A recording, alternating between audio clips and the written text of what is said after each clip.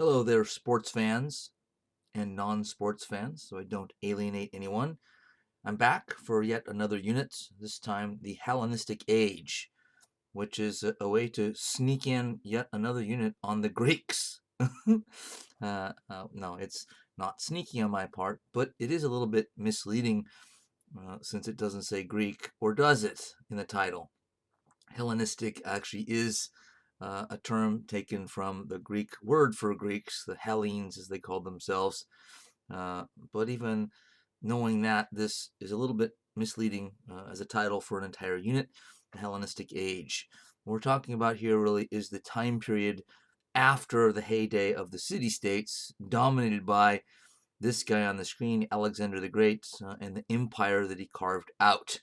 So we'll see he and his father basically destroyed the city-state system and really Greek democracy through conquest, and then went on a binge of conquest throughout the Middle East and beyond. And from there, and Alexander died young, but his empire, or empires that he left, did change the Western world and began really for the first time significant contact between West and East, Europe and Asia, as we'll see. So I'm taking this from our main text, saying the world after Alexander differed sharply from that existing before he took up the sword. His conquest brought West and East closer together, as I just said, marking a new epoch, which means era. Alexander himself helped implement this transformation, whether intentionally or unwittingly. Alexander founded Greek-style cities in Asia, where Greek settlers mixed with the native population. So a great deal of multicultural interaction happens here, and this part of the world became very cosmopolitan as part of it. So looking at this sort of late era in ancient Greek history, the three major themes that we'll deal with, we've already seen kind of two of them. The conquest of Alexander himself, the Hellenistic society that his conquest helped to create, whether he did so intentionally or not, most likely not. Probably then one of the unintended consequences of history. And third, the philosophy, math, and science of the time period, which is quite considerable in terms of its impact and its seriousness, and in some cases brilliance. We start, however, with Alexander's father, Philip of Macedon. Philip was the king of Macedonia, a Greek city-state in the far north of Greece, where you see the purple blotch on the map in the upper right. That's Macedonia, just to give you a sense of its distance, not in actual miles, but from Athens and Sparta, the two main city-states we've studied heretofore.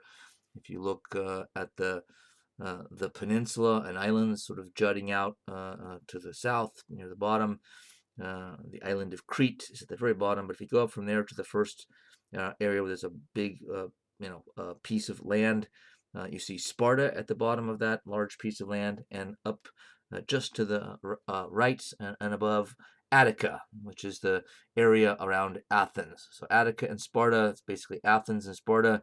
So they're about as far away within the Greek world as you could get from Macedonia and vice versa. And because Macedonia was kind of on the fringe of the ancient Greek world, because Athens' culture kind of dominated, then it's the farthest away. The other city-states, like Athens and Sparta, saw Macedonia as sort of Greek and sort of not. And sure enough, the Macedonians themselves thought of themselves as sort of Greek and sort of not. We're kind of ambivalent about it. Sometimes we're proud to think of themselves as Greeks, and sometimes like to define themselves as different and separate. But for a long time, it was a rather minor part of the Greek world. Again, far away from kind of the center of action. But Philip was a very ambitious and able king, and he took matters into his own hands and carved out an empire for himself in northern Greece and beyond. So Macedonia in the purple, it's a sort of original city-state area, eventually branches out into kind of the turquoise area through military conquests, and controlled sort of some of the territory in yellow, oftentimes through sort of deals made, though much of that land stayed independent. Everything you see not colored in one of those three shades to the south was still independent through Philip's reign, or most of it. He did start to lean on the other city-states and was somewhat successful in the process of doing so when he died, and his young son, Alexander, destined to become more famous than him, took over as Macedonian king.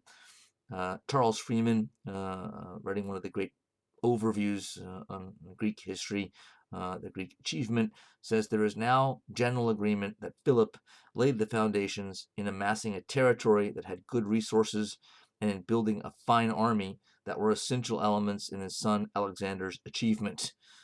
And by achievement here, the author means achieving dominance in Greece and carving out a gigantic empire beyond Greece, all through military conquest. And Philip had an interesting life himself. He'd actually been captured in war by an enemy at one point and survived it, and had traveled fairly extensively through this part of the Mediterranean, and through those experiences came to believe that you have to build up a strong military if you're going to survive as a separate sovereign state. So that's exactly what he did, and left it to his son, where his son took over the mantle when he died. He was actually, by the way, assassinated as well, so he did have enemies at home. I won't go into that story for reasons of time. But as the Macedonians under Philip and then Alexander were threatening to overtake the city-state system, right? The Greeks, we know, were proud of the city-states and proud of their democratic form of government, somewhat different in each city-state.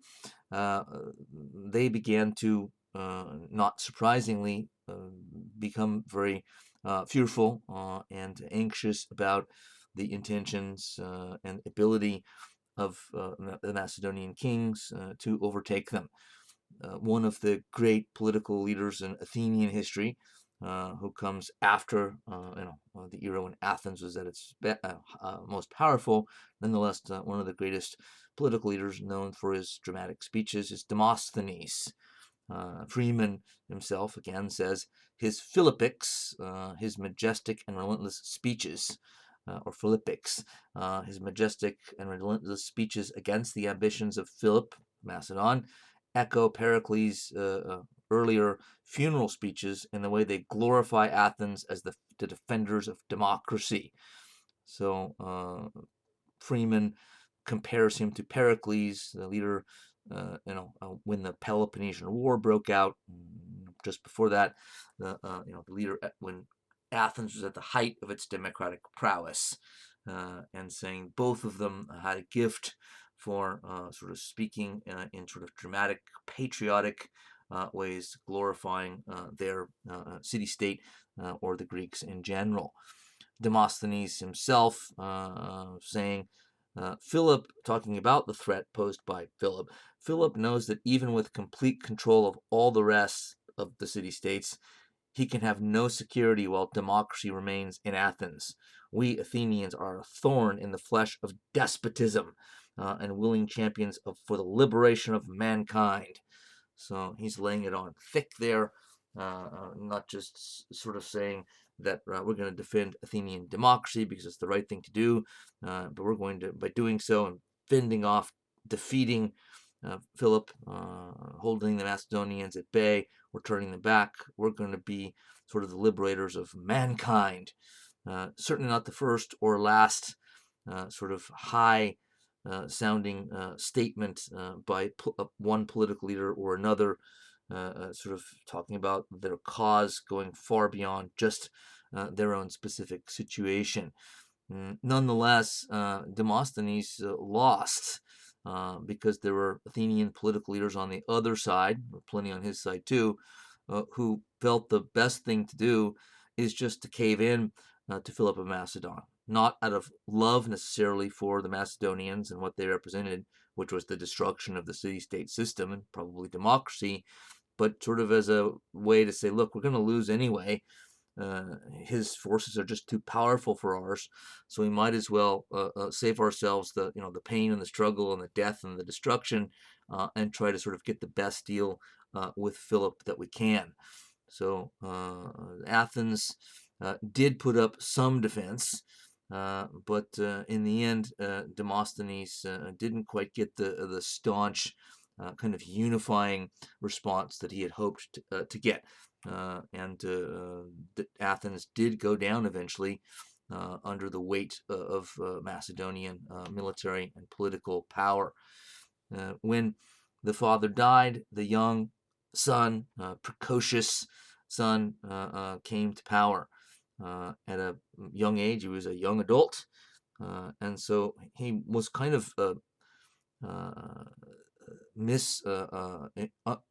misunderstood. He was underestimated for sure by opponents. A number of the city-states that were already under the thumb of Philip, his father, when they heard that the father died and this young kid in their mind, when his son was now taking power, that they were sort of out from under right the control of Macedonia, because this kid can't continue what his father did, and to show everybody right away that that wasn't going to be the case, he sent his forces to attack a number of city-states and level them. And it put everybody on notice. No, Macedonia is still powerful, and I intend to keep you under the same kind of control that my father did. As Professor Perry, our lovable author, our main textbook says, that Alexander inherited a proud and fiery temperament from his mother, from his tutor Aristotle. Yes, Aristotle was his tutor. He gained an appreciation for Greek culture. Undoubtedly, the young Alexander was excited by stories of legendary heroes, particularly of Achilles, in Greek, of course, myth, and their strong striving for personal glory. Alexander acquired military skills and qualities of leadership from his father. Daring, brave, and intelligent, Alexander possessed the irrepressible energy of a romantic adventurer. So he had sort of all these traits, abilities, learned skills. He was intelligent. He was well educated. You get tutored by Aristotle, you're probably pretty well educated at the time. So we don't know that much about Alexander, of course, because of the paucity of documents and records, but there are some. So we have some picture of who he was and his nature, but he does seem to have been quite ahead of his age, quite precocious.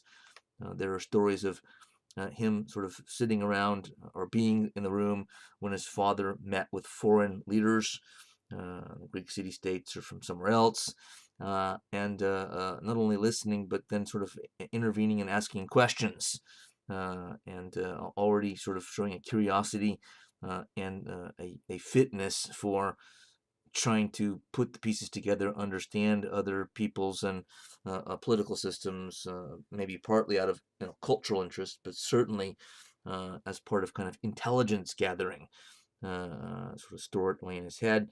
So by the time he was in power, in control of the Macedonian kingdom, he understood what made the other countries, city-states, kingdoms around him tick, and sort of knew how to adapt and adjust depending on what the characteristics of that place or its leaders were, partly from what he learned as a youth.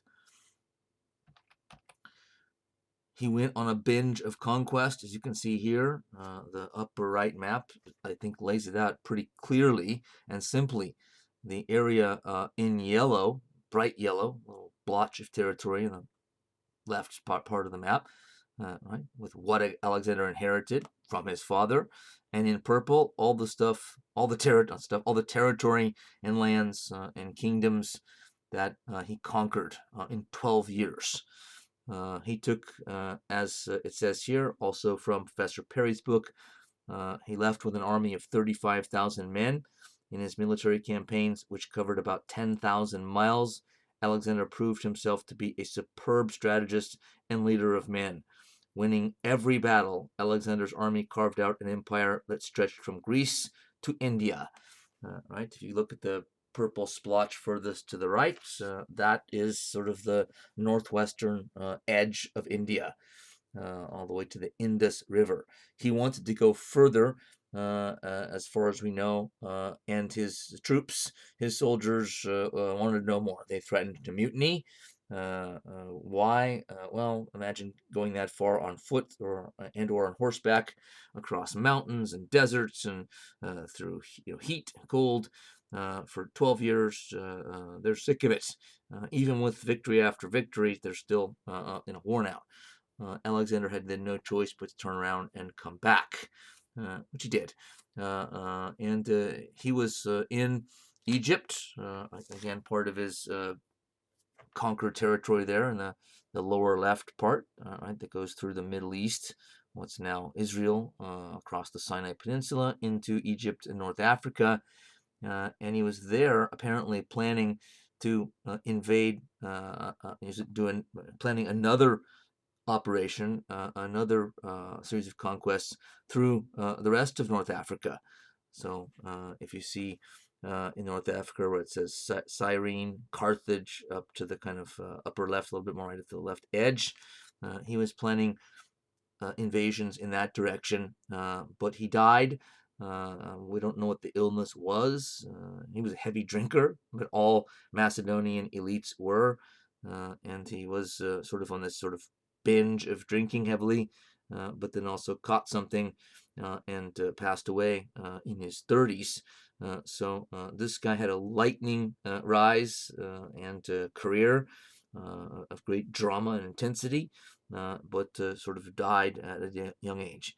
And he carved out an empire through conquest, partially because it's what kings did, which doesn't sound like a good excuse for it, but keep in mind, these kingdoms before the modern world,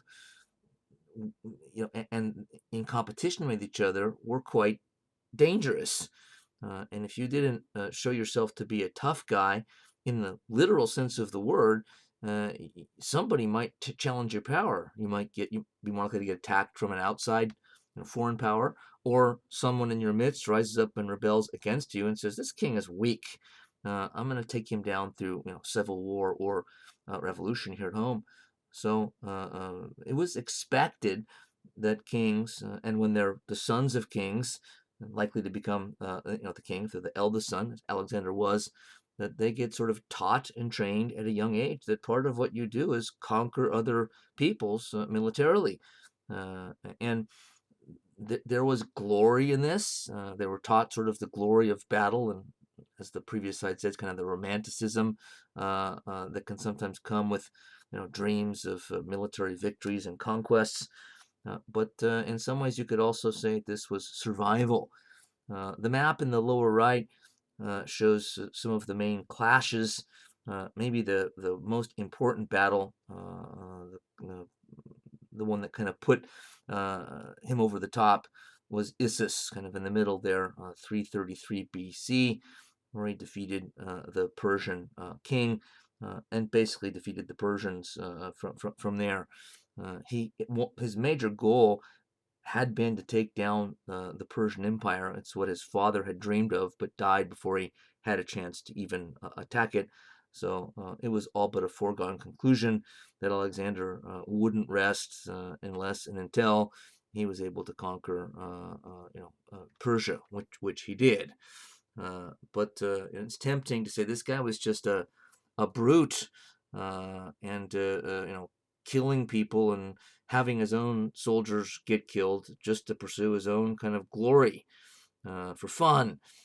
which would make him a monster. But I think we have to put it into context to truly understand Alexander. I'm not saying he was pretty, but it was expected of all kings, and I don't know, if anyone, would resent a king for, thinking in military terms, thinking in terms of conquest. Surely people at the other end of the conquests who have their, cities invaded and, relatives and friends killed and their house destroyed, they're not going to like it. But even then, I'm not sure they questioned the idea of conquest by, this leader or that leader. If it was their leader or the other way around, they probably wouldn't have had a problem with it. But this was expected of kings in the ancient world, and particularly Macedonian kings were kind of raised in a macho, a culture. So today we call it like toxic masculinity. But elite males were taught to sort of fight, to drink heavily, to hunt, kind of do as much macho stuff as possible. So Alexander certainly grew up in that culture and apparently took it to heart.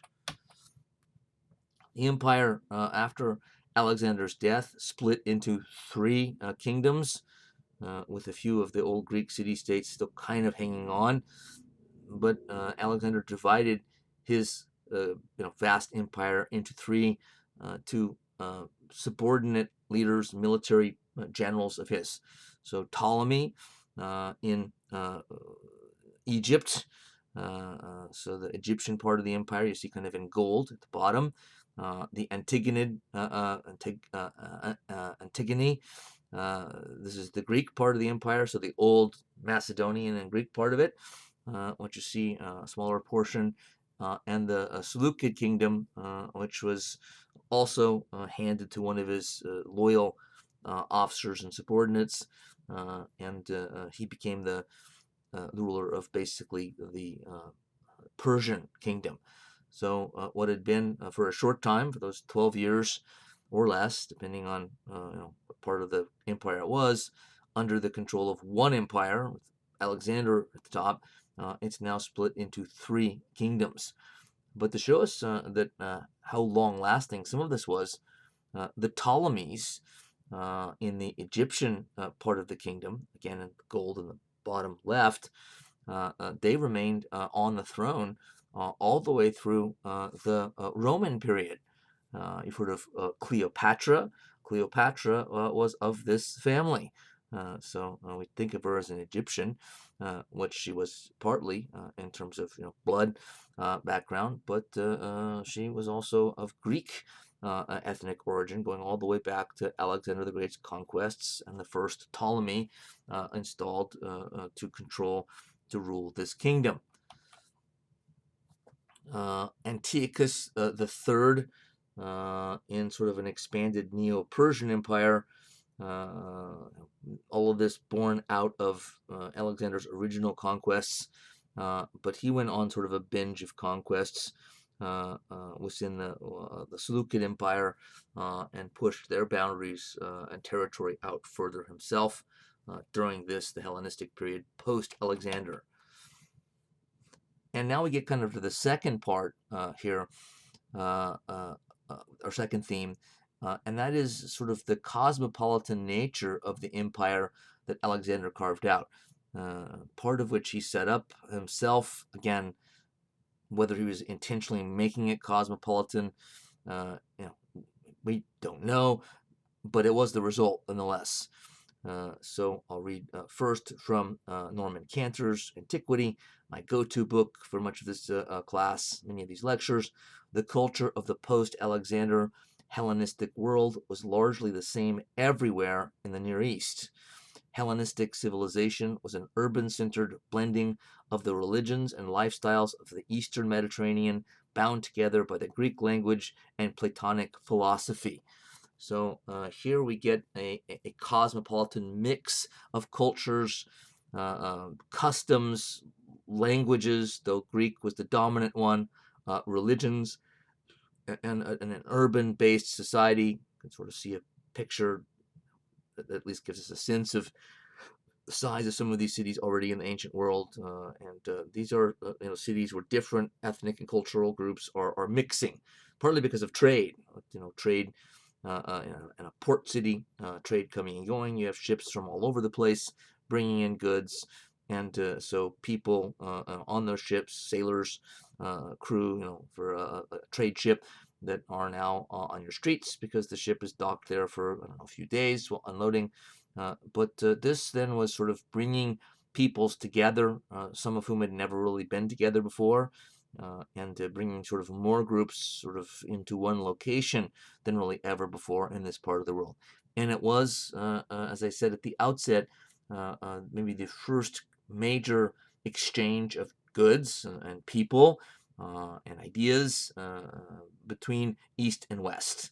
So the empire carved out by Alexander was sort of right on the fringe of the European world, Eastern Europe, and right on the fringe of the Asian world, Western Asia. So East and West kind of connect for the first time. That would, of course, only sort of become a bigger and bigger phenomenon. But here's sort of the first way that it sort of really happened. A cosmopolitan means sort of sophisticated in a way that sort of shows an understanding and appreciation for other cultures. And you're more likely to be cosmopolitan, of course, if you live in a place where there are lots of other cultural, experiences around you, people living in your city or visiting your city. In this kind of urban environment, not that the whole kingdom, of course, is urban, but cosmopolitan values thrived. And so there is a certain sophistication to this. There was a gigantic library, which is pictured in the bottom right, at Alexandria, named very much subtly after Alexander the Great himself.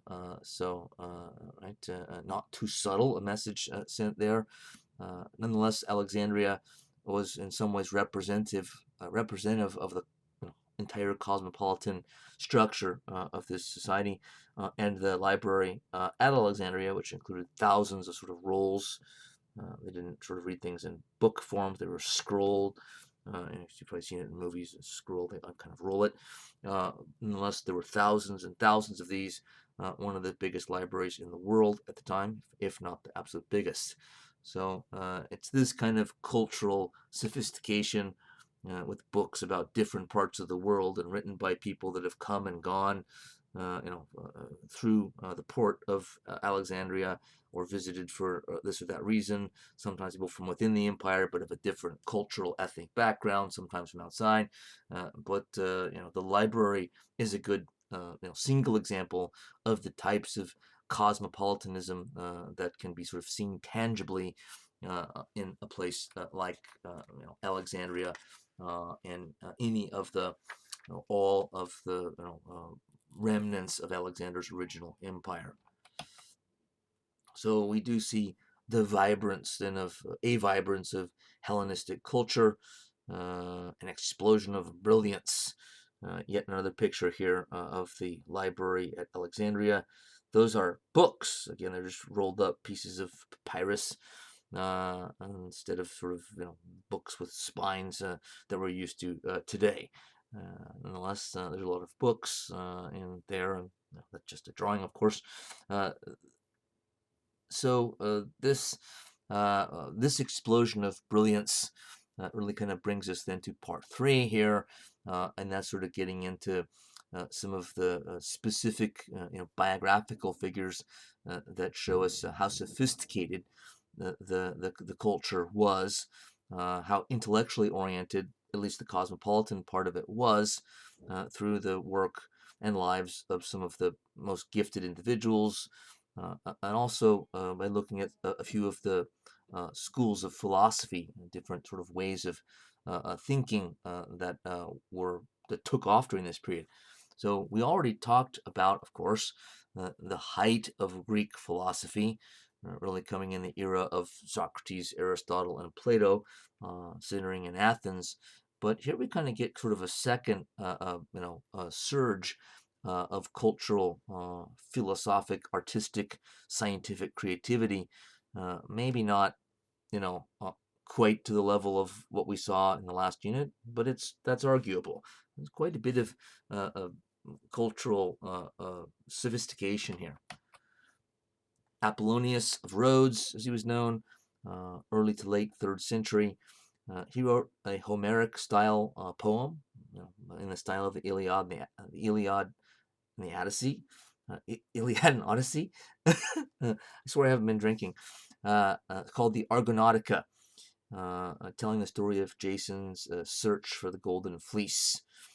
Charles Freeman on this, insofar as one of the themes of the work is the coming of Greek culture to remote areas. The Argonauts explore the Black Sea in their quest. Apollonius may have been indirectly praising the Ptolemies, who similarly hoped to spread Greek culture to their territories.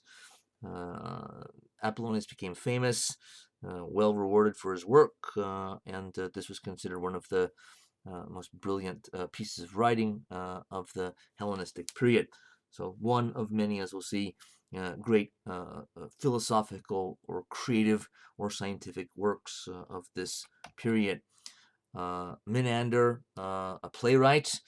Our text says that Menander dealt sympathetically with human weakness and wrote about stock characters, the clever slave, the young playboy, the bragging soldiers. He expressed a warm concern for people, the author that is, urging them to recognize the humanity of their fellows, whether Greeks, barbarians, as they thought of other peoples, or slaves, and to treat one another with kindness and respect, which was ahead of its day.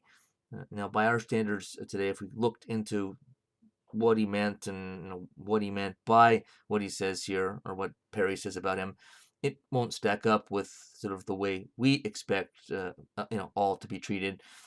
Nonetheless, the fact that he was concerned with anybody but himself and his own group at all was, again, sophisticated for its day and ahead of its time. Polybius, one of the more famous now of the intellectual figures of this period. Polybius wrote history. For Polybius, the writing of history has a purpose, Charles Freeman says, to instruct readers in political and military history using contemporary events as a backdrop.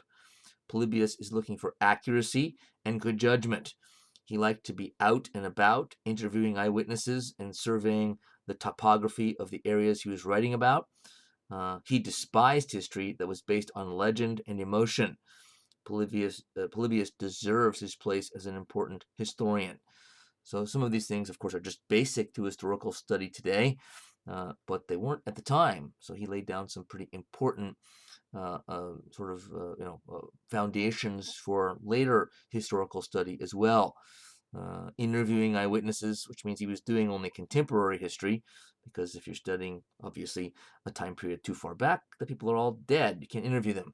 You have to read the documents, but he did that too. Accuracy, showing good judgment, sort of sound judgment, common sense. But don't all historians, if they're worth their salt, shoot for accuracy? Well, you'd think, but there were often reasons to write about history, particularly if you're writing about another or a leader in the past, to sort of play up, dramatize, mythologize what you say about them, turn them into kind of virtual saints, which deliberately kind of goes beyond the facts to try to create this sort of awe and reverence for the person written about. So sort of looking for accuracy wasn't something that was sort of always the case, though we've already seen that Herodotus and other figures, Thucydides, earlier Greek history, were also doing some of these things as well as historians. So he didn't like sort of history based on legend and myth. He wanted the facts, and he wanted it based on reason and not emotion. So these were all important sort of ways of thinking anew at the time about history.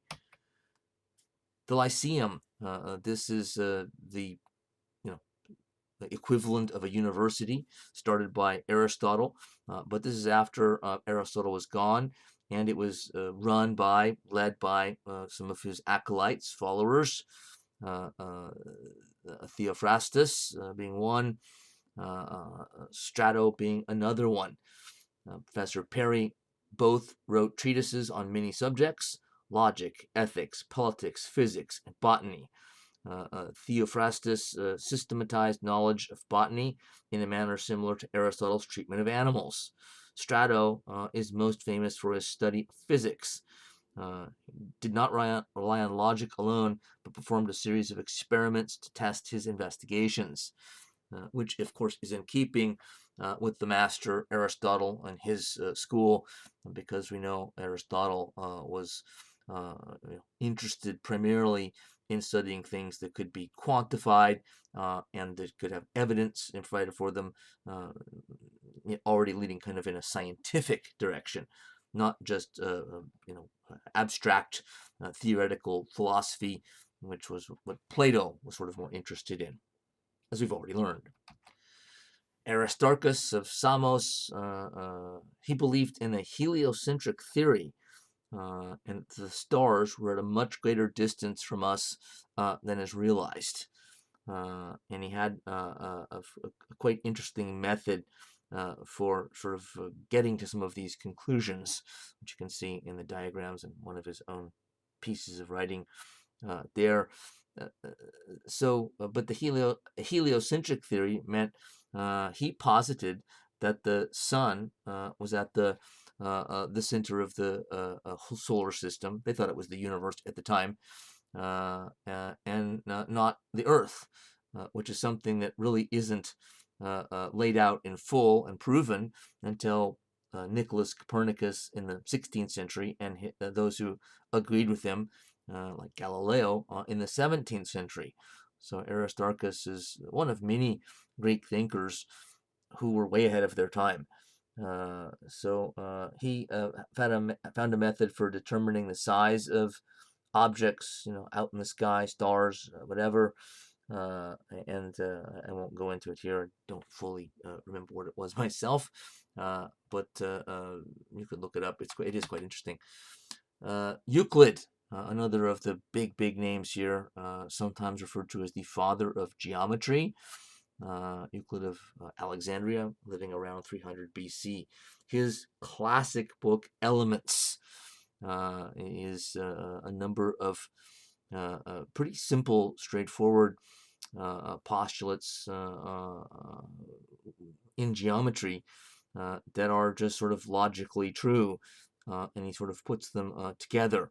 So one sort of history of philosophy, recent origin, says that Euclidean, meaning Euclid's, proofs proceed by careful steps of deduction from simple axioms, which are assumed to be self-evident, towards substantial and often complex conclusions.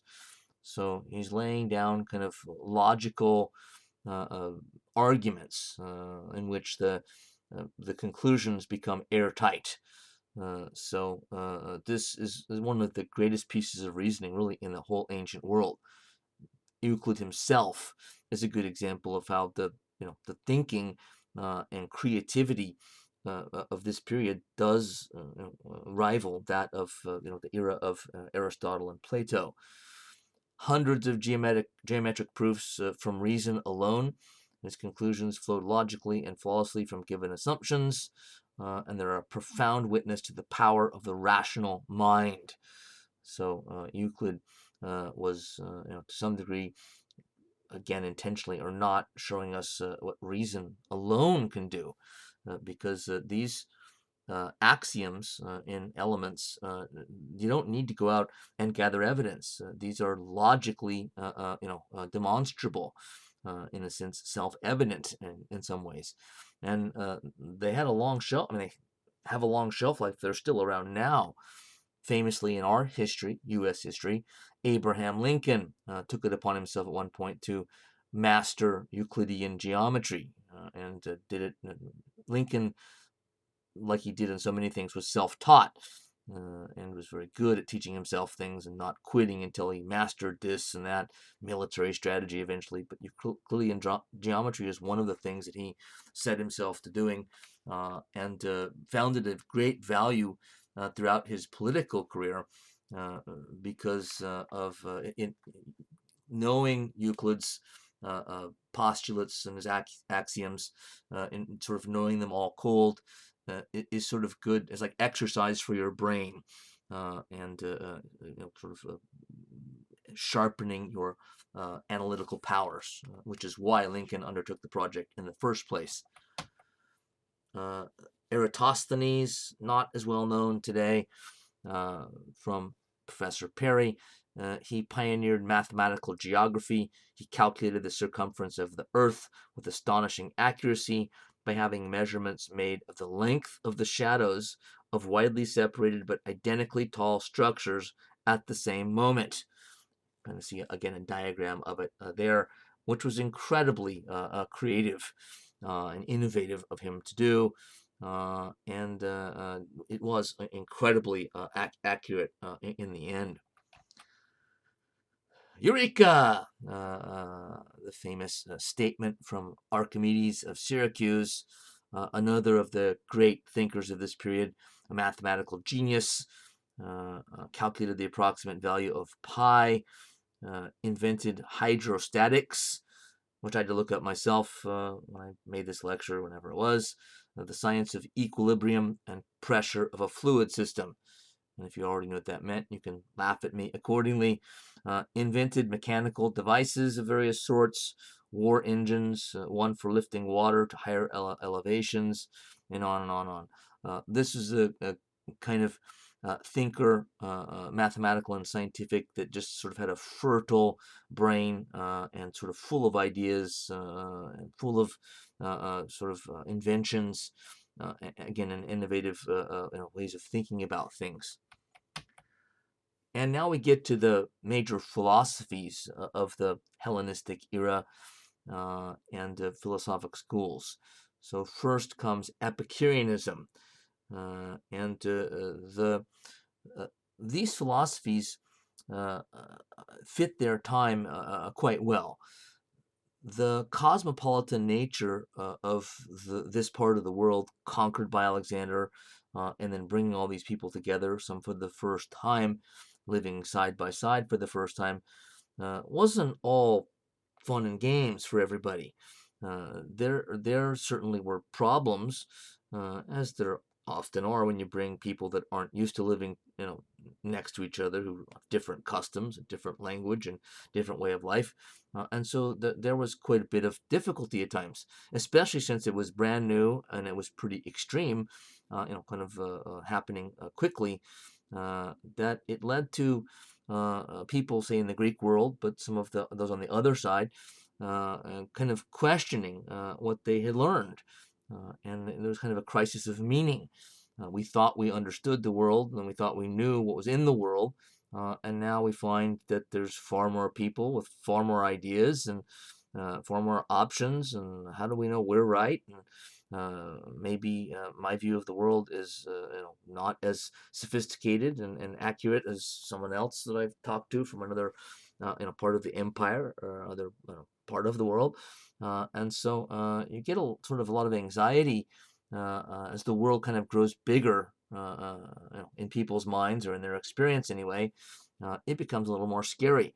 The old Greek city-states, right, were kind of cozy, and they kind of knew more people. They're smaller, and everybody really had sort of a homogenous sort of cultural and ethnic background, and it sort of made things, I think, it gave you much more of a feeling of stability.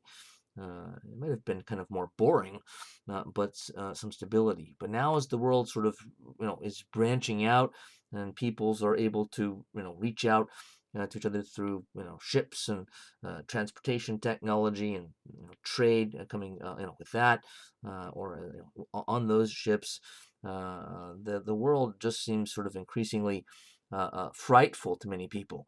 So some people will embrace the cosmopolitanism of the age, and some people felt threatened by it.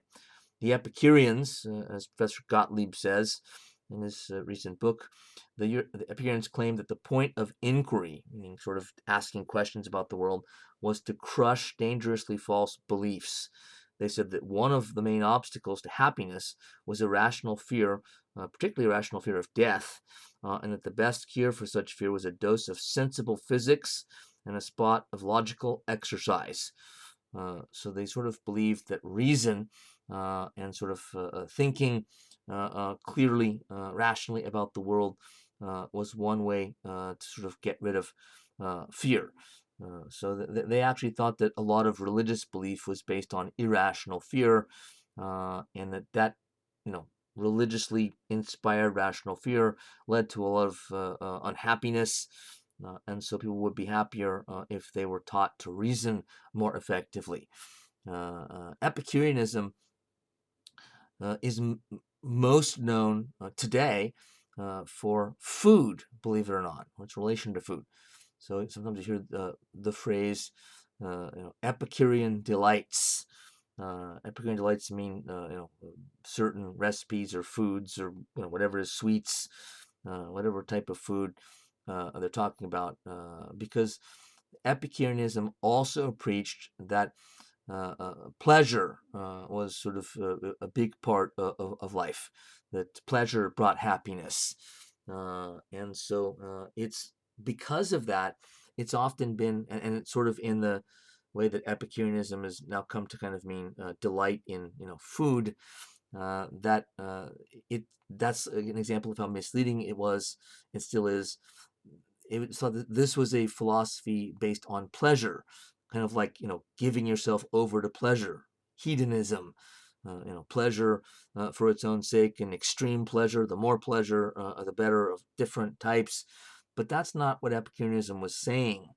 What they were saying is sort of a balanced pleasure, much like Aristotle's golden mean from his Nicomachean Ethics. And there's no doubt there's an influence of the earlier Greek thinkers we talked about on these guys, and you can see it here in Epicureanism.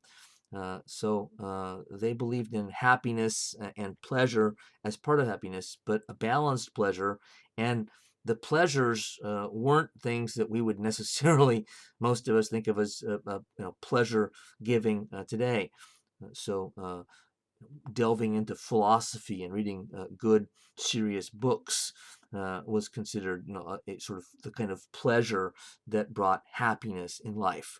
So Epicureanism was sort of less about pleasure in the way we tend to think of it than something else, which is much more serious and sort of an approach to living a contented, fulfilling, and happy life. Probably the most important philosophy that we'll look at here is this one, Stoicism, and partially because it becomes extremely influential to the Romans as well.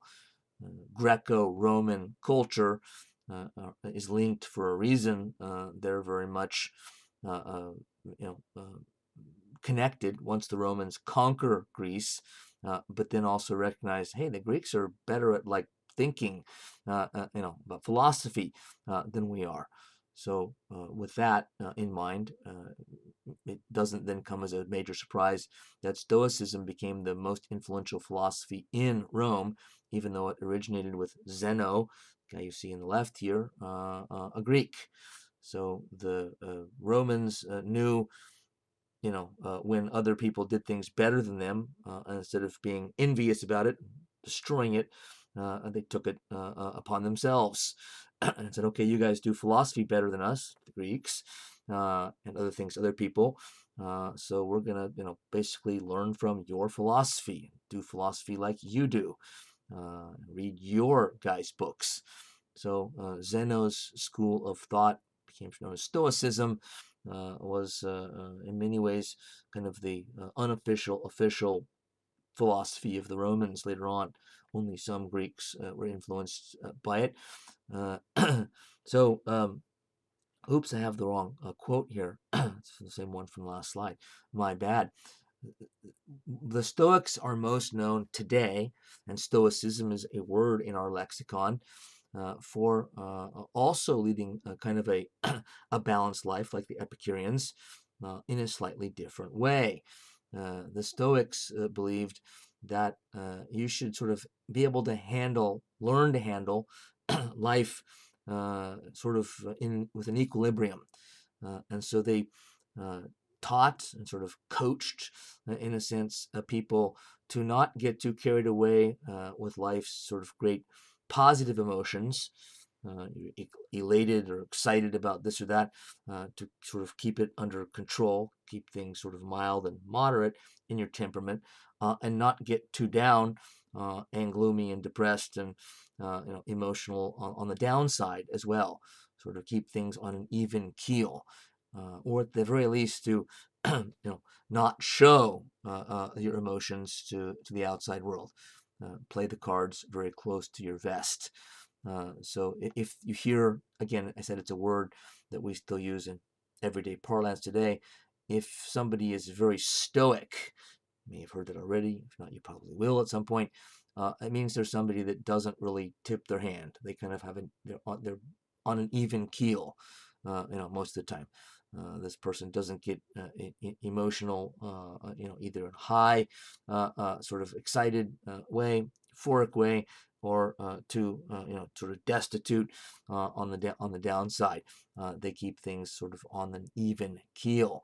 So Stoicism was based on reason, emphasizing reason heavily, like Epicureanism. They're similar. They're also similar in this sense. Both of them are kind of, in a way, self-help philosophies. The Greek philosophy we looked at already wasn't necessarily self-help. Some of it was. Socrates was offering a philosophy for examining your life and its values and what makes for the good life, and that rubbed off on Plato and Aristotle as well as some degree. But they were looking for truths more. And proof of certain things, evidence in Aristotle's case, certain things. The Stoics and the Epicureans, in a sense, are giving you kind of self-help philosophy, how to manage life's difficulties, and sort of keep your sanity while doing so, or still be happy, even with life's misfortunes that we all end up having to deal with. So this is a more self-help oriented a series of philosophies, which again fit the time period because of that anxiety that kind of grew in a way naturally when the world got bigger for people in Alexander's Old Kingdom, bigger in the sense that for the first time they're exposed to other groups, other ideas that they hadn't been before, that in some cases they hadn't even known existed. Skepticism, yet another philosophy here. Anthony Gottlieb in The Dream of Reason says skeptics held that the aim of inquiry, philosophical inquiry, was to make people suspend judgment on each question in order to stop worrying about it.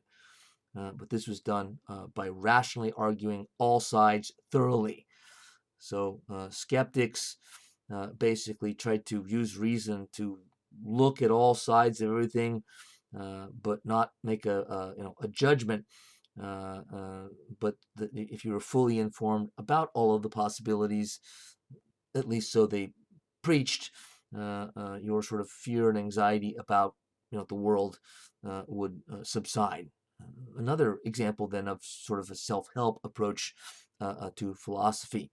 One of the great thinkers held that it was impossible, great skeptical thinkers, impossible to suspend judgment on everything.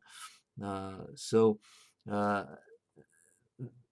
it's an interesting group of thinkers, and skepticism has had a huge impact on Western thought and really global thought. Skeptics, in sort of the less specific sense, play to this day an important role in any scientific endeavor, any sort of engineering endeavor, political endeavor, because a skeptic, having a skeptic in the room, and there are forms of organization, sort of group organization, books written about this, that every sort of group, whether it's a corporate group, in the business world making a decision, or a political committee studying something, that it's always helpful to have a skeptic in the room, sometimes an assigned skeptic whose job is to pour cold water on the ideas being thrown out by the people in the group. Why? So that they've got something to always sort of keep them thinking, keep them on their toes. It's easy for people to get kind of carried away with how brilliant their ideas are, especially if everyone else in the room, sort of agrees with you. Hey, look, you're brilliant because you agree with me, and vice versa. So you sometimes assign something. No, you need to hold our ideas up to critical scrutiny. Try to tear them down. Do your utmost to tear them down, and we'll see where that leaves us. Are they really torn down, or can we respond in a way that shows the skeptic to be wrong, or improves the thinking, so that the skeptic ends up being satisfied in the end that, okay, I think you guys we all have it kind of pretty well worked out. Then come the cynics. This is the weirdest of the groups here. Another philosophical school of the Hellenistic period, Diogenes, who basically kind of lived as a kind of a hermit, as you kind of see here, whatever you call that. Diogenes said, in a rich man's house, there's no place to spit but his face. So pretty extreme philosophy, as well as an extreme statement there. So they were influential, as it says on the slide here. Their philosophy was that the purpose of life was to live a life of virtue in agreement with nature. But that meant a rejection of all concern for wealth, power, even health, fame, and by a life free from all or almost all possessions. So as people can be happy only by kind of thinking and reasoning. So reason is a common thread in all of these philosophies, being emphasized heavily. But this is an extreme group. In order to live up to it, you really had to change your life and deprive yourself of things that most people can't do without. So it also takes a lot of willpower. Whether it was actually a good thing to do or not is open to argument. In some ways, these cynics were like, as we'll get to in not long, some of the early Christian monks, hermits going out and living in the desert. Diogenes was sort of a hermit, of the Greek world before Christianity.